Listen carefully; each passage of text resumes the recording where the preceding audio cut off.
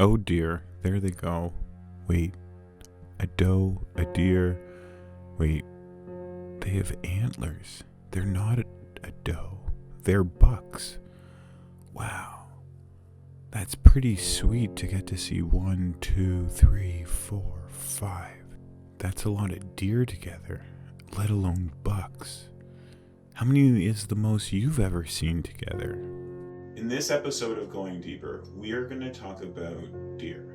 We're going to look at their tracks. We're going to try to figure out how to find them. We're going to see them mating. We're going to look at deer and we're going to figure out why they're called white-tailed deer and maybe what that signals when you see that whitetail. Do you have any guesses what that whitetail means or what it's all about?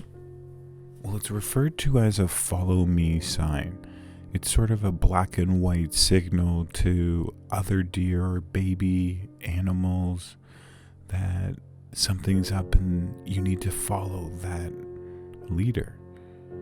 And to humans, it just looks like it's easy for us to spot, but it helps the young or scared animals know where to go. And then they'll drop it when they feel safe. Do you know the difference between a doe and a buck?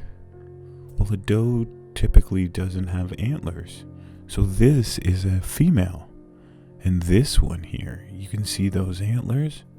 Well, he is a male. That's the easiest way to tell the difference. Except sometimes males will drop their antlers or have really small or unique antlers. If you look at this one in the background, you can see that he only has part of one of his antlers. When a deer is very relaxed or chilled, it will stay on the ground, or if you get really lucky, it'll actually sit for you. But most of the time when we look at deer, you tend to only see that white part as they run away. But here is a beautiful moment of a male feeling comfortable and relaxing. Most of the time when I see a deer, it's the winter time. Sometimes I'll catch one in my side view mirror in the springtime, or I'll get really lucky and be on a trip to Costa Rica and find a deer there. I had no clue that there were deer in Costa Rica until I spotted one. Well, actually, the guide spotted one, and then I spotted some babies, and I was only able to catch a quick glimpse of them before they vanished. But it's cool to say that I got to see the Costa Rican deer. Have you ever seen a deer in a different country? Most of the deer I see are in Canada, and my favorite deer are male deer or bucks because there's just something about the antlers that are so cool. Most of the time, though, deer tend to run away from you. Sometimes you'll experience one that doesn't mind you and it'll just go about its business and you can just enjoy Mother Nature at its finest. It's awesome getting to enjoy these beautiful creatures as they gather food. That's mostly what I see deer doing, is walking around trying to find food. Sometimes they're eating small berries or big berries or leaves. I've tried to mix deer in different seasons here so that you can see the difference in their coats between their thick winter coats and their more sleek summer and spring coats. And then you've got the end of fall coats where they're just starting to get a little bit poofy. Oh, they all look so cute. Some of them you just want to hug and they just look so soft. Wow. Others, you can see that they're getting ready for the mating season. White-tailed deer have 4-chambered stomachs. This means that the deer can eat quickly without chewing and then cough the food up later to re-chew it. This means that they can actually eat poisonous mushrooms. They actually swallow the food and it passes through a fermentation stage during the initial digestion process. After this stage, the animal will regurgitate this fermented food, known as a cud, and then it will swallow it after for final absorption into the system. I love having the opportunity to watch deer eat and just graze naturally in the wild. In the wild, a deer tends to live 4 to 5 years, but their lifespan in captivity is actually 3 times as high, meaning that they can live up to 14, even 15 years. It is estimated that there's more than 30 million deer on this planet, which is crazy, or at least to me. I don't know if I've seen that many deer. Well, I have seen a lot of them around, and sometimes they pop up in people's backyards or along the forest, maybe in a meadow. They tend to be very active in dusk and dawn. When have you seen a deer? Share, comment below, and tell me about your favorite deer experience. Are they often running away from you, and you just see that white tail? Or do you get the chance to experience and enjoy them eating or moseying through the bush? Please share. I'd love to hear. What has always interested me so much about deer is how easily and quietly they can actually move through the bush. Like when I try to follow them, I make so much noise, and then they go through the bush and they're just like, oh, doop, doop, doop, doop, making very little noise. It's insane. I wonder what the difference is. I guess it has to do with the way that their hooves are made and the way that the trees rub against their fur. I don't know, it's something that's so amazing to me. I've watched a lot of animals walk through the bush, and it always amazes me how easily they can do it. I've started to learn that they actually follow the same path. Sometimes they'll take a different route, but most of the time they follow the path of least resistance. But every once in a while you'll have a deer that goes off the beaten route and decides to try something new. I'll say if you're ever walking through a forest and you're looking for solid ground, trust where the deer go. They tend to know where the best ground is. But they'll also take the easy route, and sometimes they'll actually take the trail because there's less resistance on it. Deer are way smarter than people think. Deer often actually hang out in fairly large groups, especially during the winter time. And I'm not sure if they're playing around or if this male deer is just bullying these non-antlered deer. Maybe they're females, maybe they're not, but he wants this spot. But it got me thinking, does the non-antlered male deer get envious of the antlered male deer in the wintertime? And what about the one that has one antler?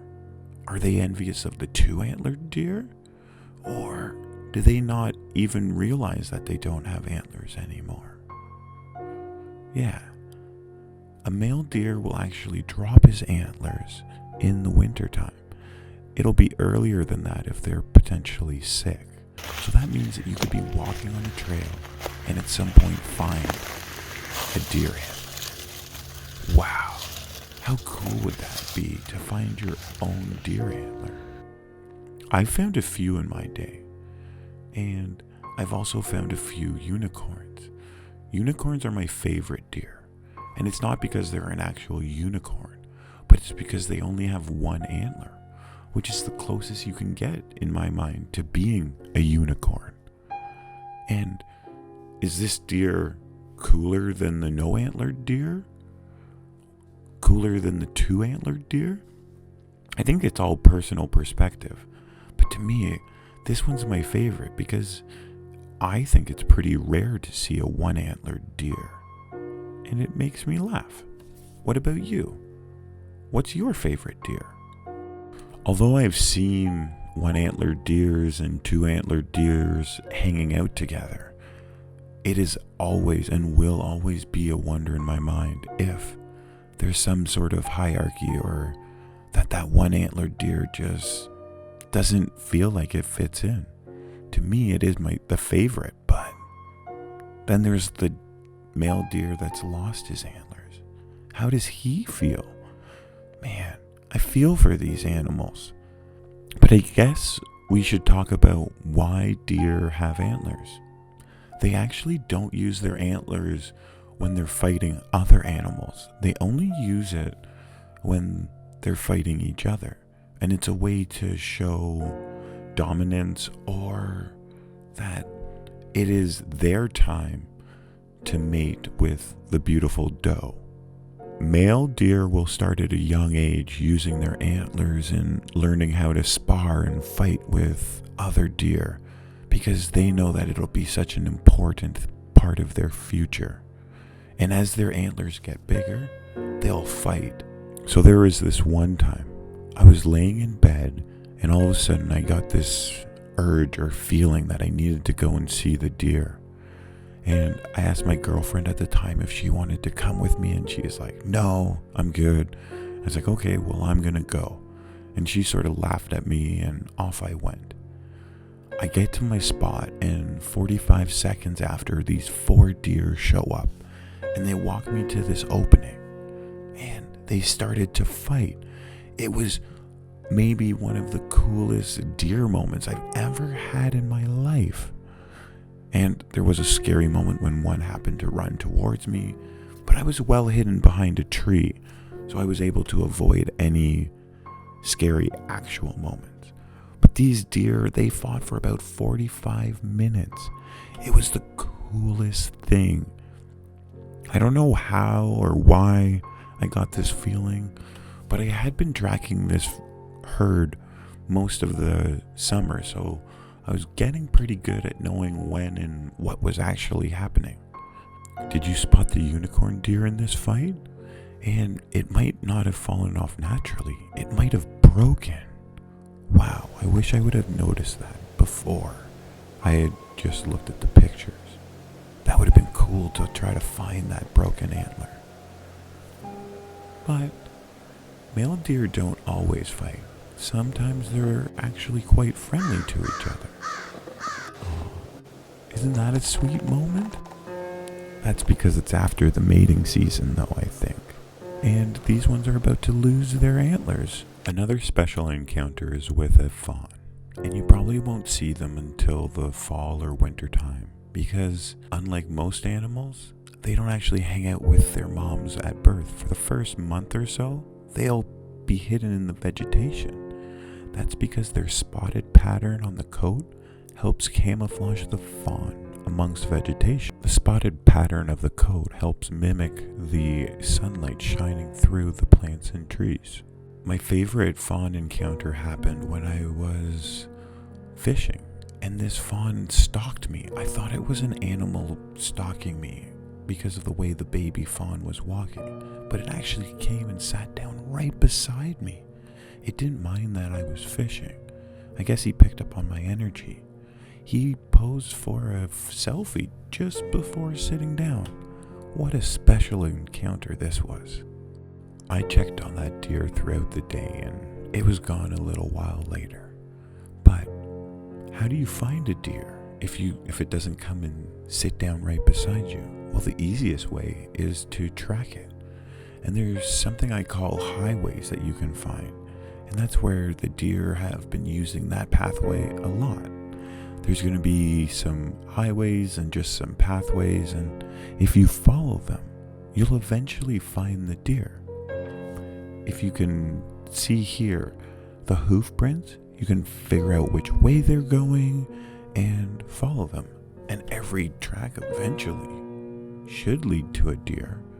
And if you get lucky, maybe you'll find a herd. And if you look closely, you'll actually notice that they might not be walking in the same footpath or print, but they're definitely, we're talking about you guys. You guys are walking in the same line. And this would be referred to in my books as a highway. Even these deers that come a little while later, they follow that path because they trust the deer before them. This might help you try to find some deer. When the deer trust you, they will go on about their daily business like you're not even there. And that to me is the special moment, or what makes for those special moments. Here you can see a deer sitting down. Sometimes you get lucky and it's not just one deer sitting down, but it's a whole bunch of deer. Wow. How many deer is the most you've ever seen at one time? One time I saw 60 plus deer in Mississauga together.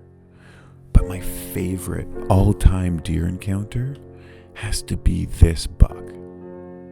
Yeah, this is the biggest buck I've ever seen.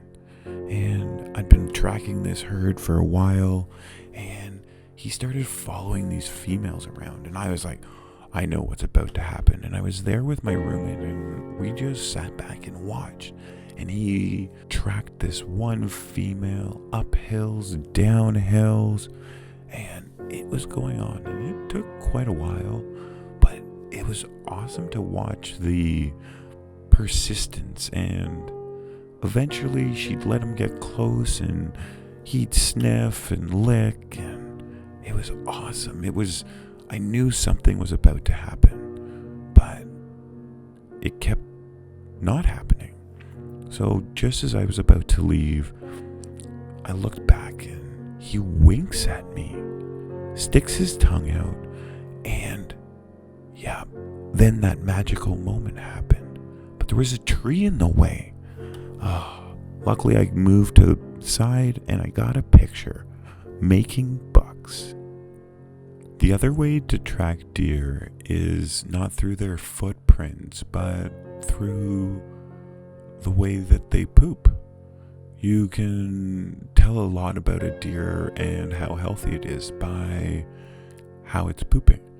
Often it's normally in little pellets, and they just drop them in a spot and then they move on. But occasionally you'll see them clumping up, and that might mean that a deer is sick or stressed. The pellets that they drop are fairly small, as you can see here, compared to a golf ball. Again, most of the time they spend eating grass and just cleaning themselves, so they're probably going to poop a lot, and I bet you it's probably really good fertilizer. But it's awesome to see how flexible these deer are. The fact that they can reach their hindquarters so easily.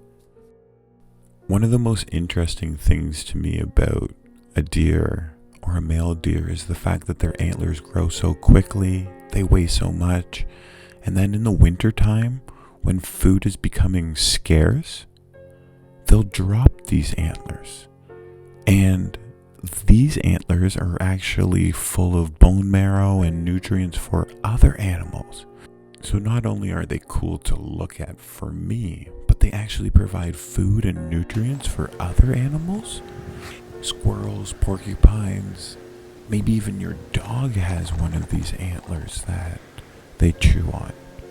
Yeah, that's probably how people realize that animals like your dog will enjoy them, because they notice that animals in the wild were eating them. And they're pretty hard. They're, I think, the fastest growing bone on the planet. Look at how big they can grow in just one season. Have you ever found a shed? Find a highway? Maybe you'll find a shed. So one of the sad things about deer is they often come to the road at dusk and dawn, and they get hit by a car, or in some places people will feed them from their cars, and then the deer get used to some cars feeding them and they don't move out of the way, and unfortunately that leads to them being injured, and that probably means that they might die and fall prey to another animal.